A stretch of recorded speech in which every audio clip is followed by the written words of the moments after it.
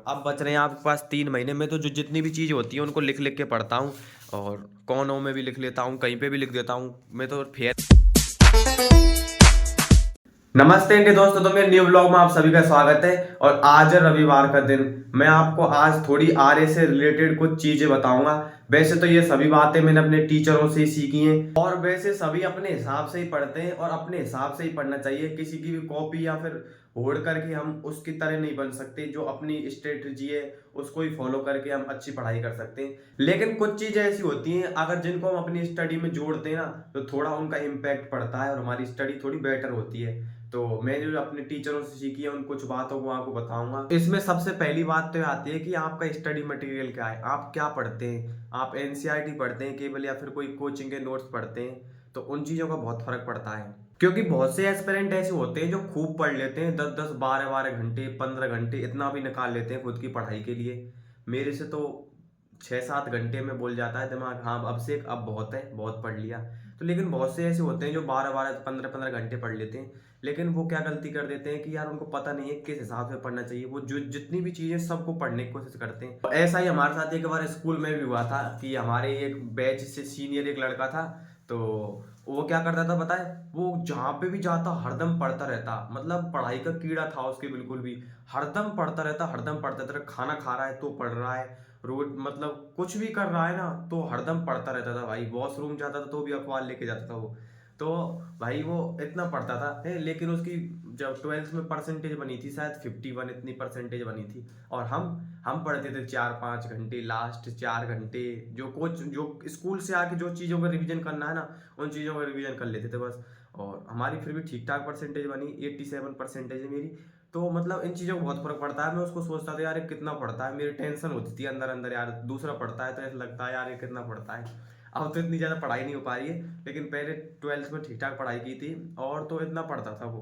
Percentage के कोई भी मायने नहीं है, उनकी कम बनी है मेरी ज़्यादा बनी है उससे कोई फर्क नहीं पड़ता। मैं तो उन चीज़ों को बताना चाहता हूँ आपको कि हमको क्या पढ़ना है, क्योंकि मैं उतनी चीज़ें पढ़ता था जो एग्जाम में आएंगी और उनसे ही बहुत फर्क पड़ता है। तो उतना ही पढ़ना है हमको जो एग्जाम आना है, क्योंकि बेफालतू की चीज़ें पढ़ने से मतलब भी क्या है। हम कोई दार्शनिक बनने की तैयारी थोड़ी कर रहे हैं। और जो भी आरएस की तैयारी कर रहा है उसको आरएस का सिलेबस बताने की तो कोई जरूरत नहीं है, क्योंकि इसमें जो इंडियन जीके है उसका तो इतना रोल नहीं रहता। राजस्थान जीके का बहुत रोल रहता है, जिसमें Rajasthan art and culture, Rajasthan history और राजस्थान ज्योग्राफी ये चीज़ों का बहुत महत्व होता है। दूसरी बात कि इसमें आती है मैथ और रीजनिंग, जिससे सबको डर लगता है जो आर्ट्स के स्टूडेंट होते हैं। मैं मैथ का हूँ लेकिन रियलिटी बोल रहा हूँ, मेरे को जो आरएस की जो मैथ है ना वो बिल्कुल नहीं आती। मैंने पढ़े हैं साइन थीटा वगैरह और मैंने पढ़े हैं थ्योरम्स, वो इसमें आरएस में आती नहीं है। और ये आरएस की जो ये लाभ हानि ब्याज प्रतिशत इसने मेरी ऐसी कर रखी है। मैंने खूब समझने की कोशिश कर ली और हमारे कृष्णा सर ने 3-4 तरीके से समझाई थी उनको,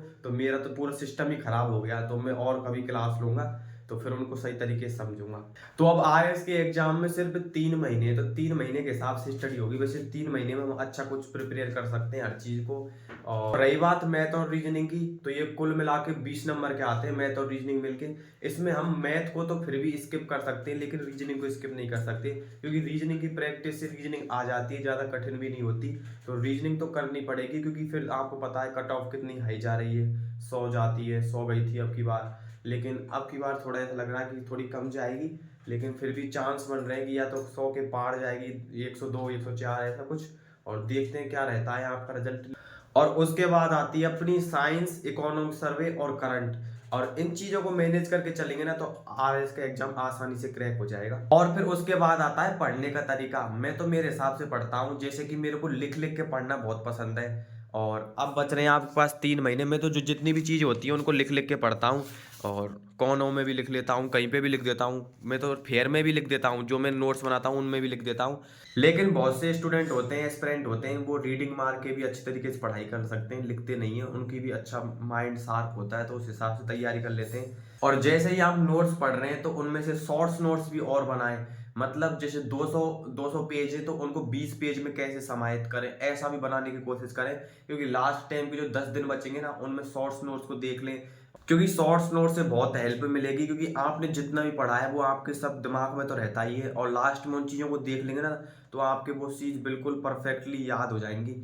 और कॉन्फिडेंस बनाए रखें अपने अंदर, क्योंकि कल परसों मेरे को एक एस्पिरेंट का मैसेज आया था, वो बोल रहे थे कि मैं 15 से 16 घंटे पढ़ता हूँ, फिर भी मेरी टेस्ट में रैंक अच्छी नहीं आ पा रही है और टेंशन हो रही है, ये हो रही है, वो हो रही है। यार मैं तो ये मानता हूँ, जो आदमी 14-15 घंटे पढ़ लेता है ना भाई, बहुत सफिशियंट होता है वो चीज़ें। 14-15 घंटे पढ़ना बहुत सफिशियंट मानता हूँ मैं तो। आप चीज़ों को बार बार तैयार करो, टेस्ट की रैंक से खुद को अंडर एस्टिमेट मत करो और बेटर तैयारी करो, खुद पे कॉन्फिडेंस रखो।